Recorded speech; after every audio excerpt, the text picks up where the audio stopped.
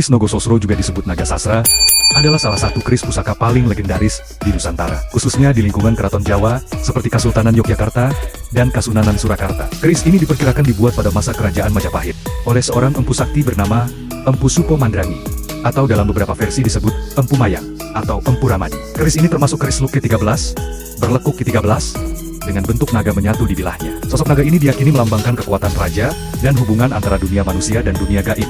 Nama Nogososro berasal dari kata Nogo naga dan Sasra atau Sosro yang bisa diartikan sebagai air suci atau pemberi kehidupan. Jadi, filosofi dasarnya, naga melambangkan kebijaksanaan, kekuasaan, dan perlindungan. Sosro berarti pembawa keberkahan, kesejukan, dan ketentraman. Makna keseluruhannya, seorang pemimpin yang ideal harus memiliki kekuatan seperti naga, namun hatinya membawa kesejahteraan dan keteduhan bagi rakyatnya.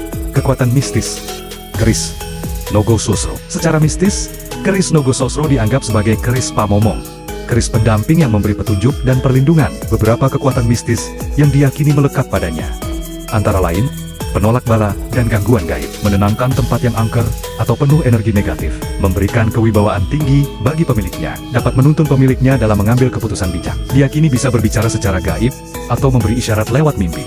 Siapa yang bisa memegang keris Nogososro? Tidak sembarang orang bisa menyimpan atau memegang keris ini.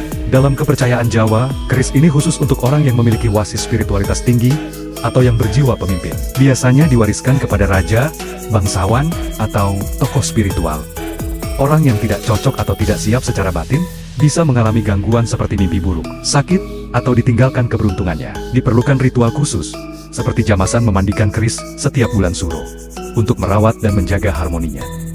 Keris Nogososro bukan sekadar senjata pusaka, melainkan lambang kebijaksanaan, kekuasaan spiritual, dan tanggung jawab besar. Ia adalah simbol bahwa kekuatan sejati harus dipadukan dengan kelembutan dan kearifan dalam memimpin.